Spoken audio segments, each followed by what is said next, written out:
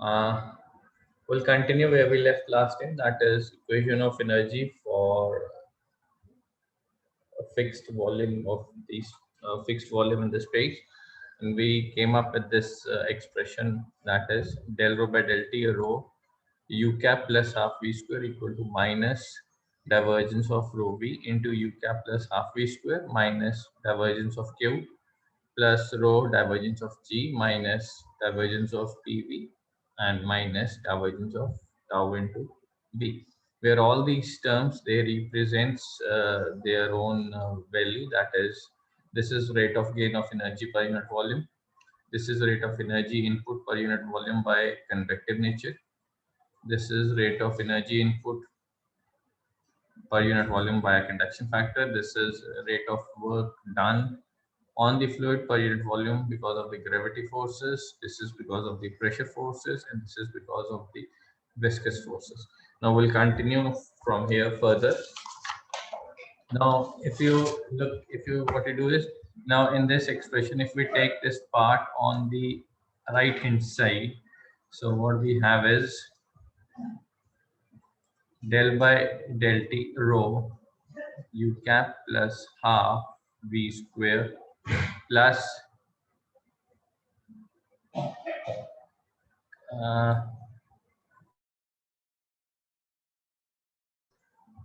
plus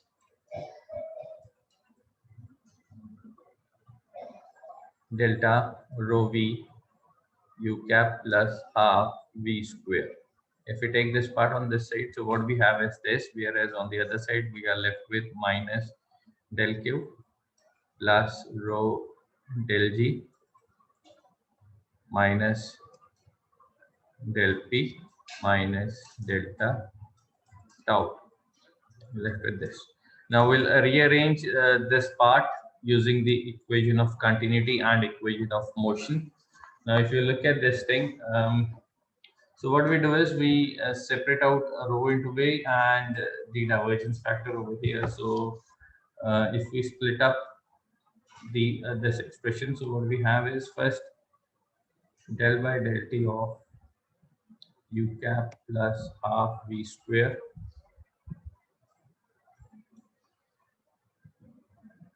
plus v into divergence of u cap plus half v square, that is this thing, plus the other terms u cap plus half v square as del by del t rho plus the divergence of rho v, that is this thing, whereas on the other side minus del q plus rho del of g minus del of pv minus del of tau, that is this thing.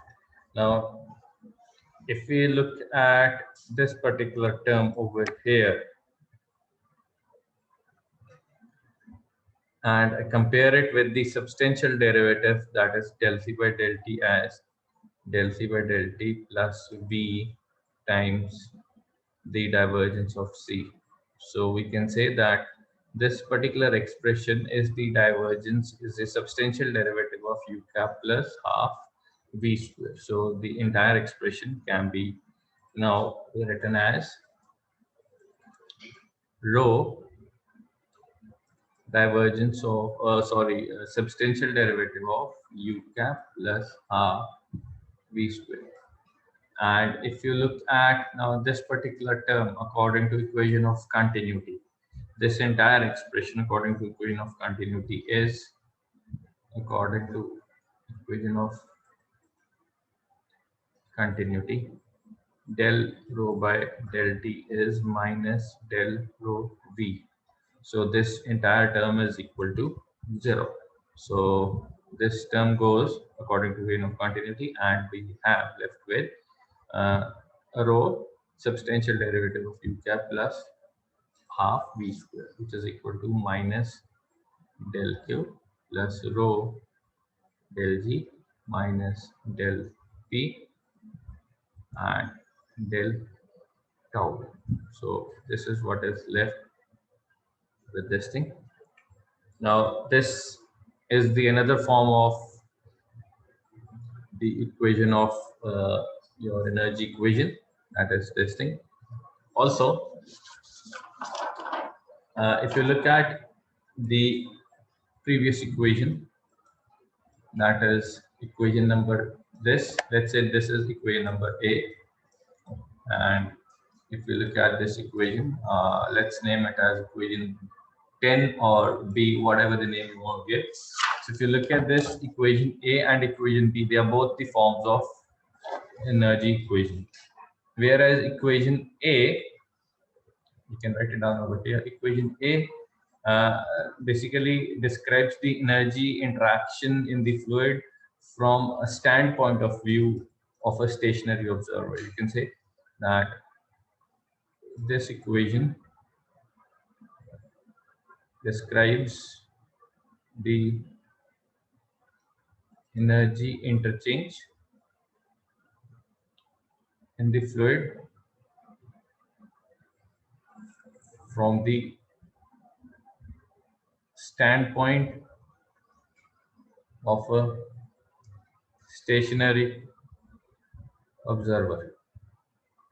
Whereas equation number B, that is this one, it's called, it's describe the energy, equation of energy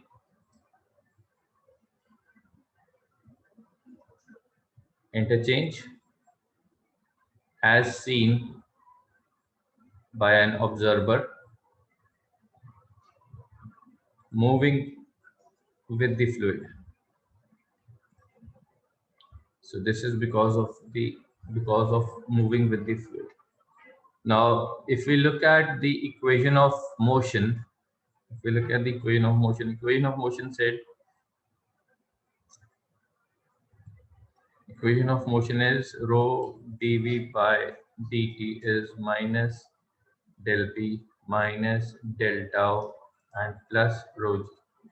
Now let's a bit modify this thing. If we multiply the entire equation by the velocity factor, so what we have is we can multiply this thing, and let's say this upon modification becomes, let's say this thing half v square, so which is v minus v dot del v minus v dot divergence of tau plus rho v dot g. So this can be described as the rate of change of kinetic energy per unit mass, that is half v square, for an element fluid in the testing. Now if we subtract equation 11 from equation 10, that is our equation B, so we can say that 10 minus 11, so what we have is, upon subtracting, so we have rho divergence of u cap by dt, u cap dt is equal to minus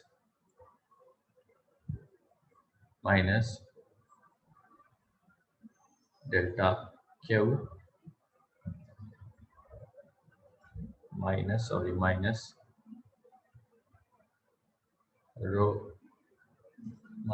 rho v dot g minus rho pv and minus del tau v plus v del p plus v dot del tau and rho v dot g. So this was positive. So this cancels off with this thing, and upon expanding this particular term,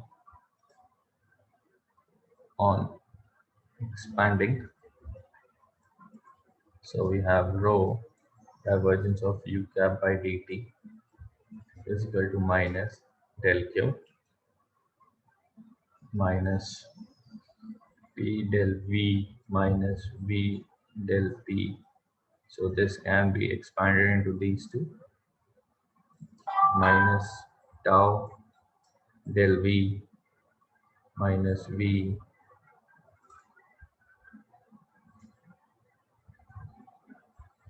del tau plus V del P plus V del tau. So what we have is, so this cancels up with this thing and this cancels up with this term. So what we are left with is finally rho del u cap by del t as minus del q minus p del v and minus tau, sorry, not this one, this one remains in, this cancels with this, so minus tau del v. Let me write again over here, tau del v, so tau delta v. So this remains over here. So this is equation number, you can say equation number C. That's the another equation of thermal energy. Equation of thermal energy, where this term represents the rate of gain of internal energy per unit volume. This is rate of internal energy input because of conduction per unit volume. This is reversible rate of internal energy increase per unit volume by compression, because obviously there will be a compression because pressure into volume will result in the compression or the expansion term. So internal energy will increase, and this is irreversible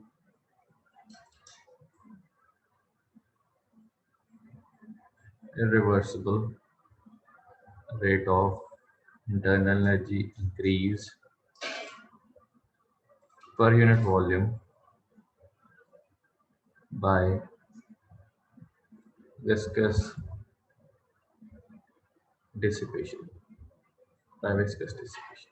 Clear? So this is the another form of equation of energy in a resultant term of your internal energy. Now in this P delta V term, can be positive or it can be negative depending upon whether the fluid is expanding or contracting. Hence, it represents a reversible mode of interchange. Whereas this term, it represents, or it's always a positive term representing for the Newtonian fluids. So if you look at this entire expression, this means that in all the flow systems, there is always a degradation of mechanical energy into the thermal energy, and therefore no real processes are reversible. So therefore no real processes are reversible, because if you look at this, all the terms are negative, which means there is a degradation of the mechanical into the thermal energy. Also, in most of the engineering applications, so we can also represent the equation of energy in terms of temperature because we have internal energy. So internal energy does depend upon the temperature dependent. So du cap can be represented as del u cap by del v cap at T into del V cap plus del U cap by del T cap at constant volume is dt. So it is a temperature dependent. So we can represent your equation of energy in terms of temperature. So in short, I'll represent over here in a form of a temperature. So it is nothing but rho Cv into dt into divergence into the substantial derivative into its dt by dt, which is minus del q minus t del p by del t at v into del v minus tau delta v. Now this term is basically your resultant of p delta v. So it can be represented in terms of this thing. So that's the another way of representing the equation of energy in temperature terms. In temperature terms. Also, there are certain factors which can also be represented in terms of enthalpy. Also, this can be represented. So there's another form which is in terms of enthalpy. So it is rho d capital H by dt is minus del q minus tau del v plus dp by dt. This can also be represented in terms of enthalpy. So we can see there are many different ways where equation of energy can be represented. So normally all these equation of forms, they do not appear in the exam, but it's just for your own point of view that you should be familiar with, because first is the internal energy and the kinetic energy. That is this one, which we represent equation A. Then we represent it only in the form of the a substantial derivative for internal energy and kinetic energy. Then we represent it in the form of a kinetic energy, obviously from the equation of motion, and then in the form of the only in the form of internal energy, that is this thing. So internal energy is because of the conduction, because of the compression, and because of the viscous dissipation. And then depending upon in the terms of a constant volume or constant pressure process. So in a temperature form, it's represented by this equation. So we can name it as equation D also. And then internal energy, if you see, internal energy is a dependent upon enthalpy and pressure volume given by this thing. So using this particular term, so internal energy can be converted into the equation of energy in a form of enthalpy, which can be represented by this equation, that is equation P. So all these are, different terminologies which can be used to represent it.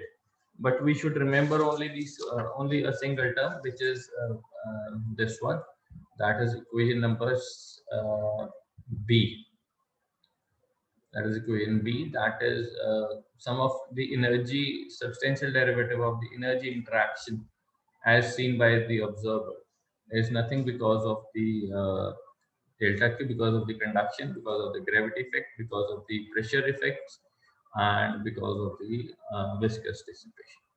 So that's it with the equation of energy. So we'll take some examples in the next lecture and see the applicability of these equation of energies. Clear? So that's it with this lecture. Thank you so much.